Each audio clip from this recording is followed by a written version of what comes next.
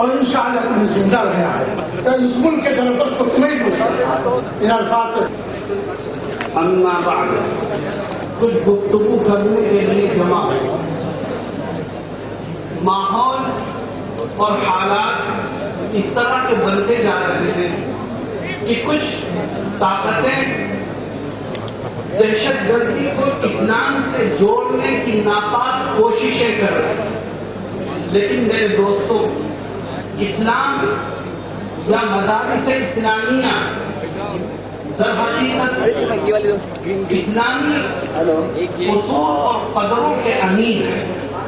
یہ مدارس اسلامیہ حکومت، بھائی چارگی اور امن و امان کی جو تعلیم دیتے ہیں، دنیا کی کوئی دانشگاہ اس کی مثال پیش نہیں کرتی. یہی وہ مدارس ہیں جو نبی کریم صلی اللہ علیہ وسلم کی اس فرمان سے ان کی فضائیں گونجتی رہتی ہیں کہ ارحموا من فی الارض یرحمکم من فی السماء. اے لوگوں، روئے زمین پر رہنے والے لوگوں سے پیار، الفت اور محبت کا برتاؤ کرو، اس کے بدلے میں آسمانوں پر رہنے والا خدا تمہارے اوپر رحم و کرم کی بارش کرتا ہے. یہی وہ مدارس ہیں جو اپنے پڑھائی تمام اللہ کے گھر والے ایک کتاب جو ابھی چھپ کر نہیں آئی وہ ختم ہو چکی ہے، پورا سیٹ یہ رہا.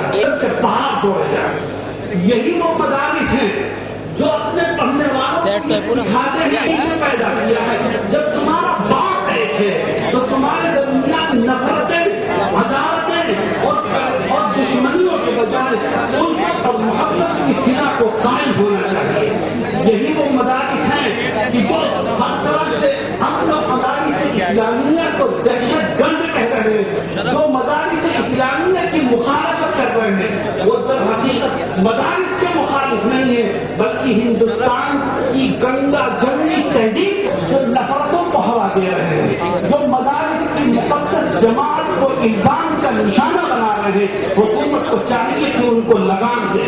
اگر حکومت نے ان کو لگام نہیں دی اور فوراً ان کے خلاف کارروائی نہیں کی تو اس سیکولر ملک کا سیکولر دستور اپنے وجود کو کھو بیٹھے گا. اور جب سیکولر دستور ختم ہو جائے گا تو اس ملک میں کوئی چیز ایسی باقی نہیں رہے گی جو اس کی اتحاد کو باقی رکھ سکے اور اس کے وجود کو پروان چڑھا سکے.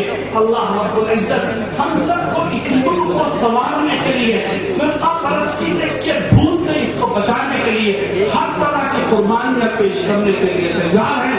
اللہ رب العزت ہمارے جمع ہونے خانقاہ رحمانی بنائی گئی ہے. آپ نے اس کا بنا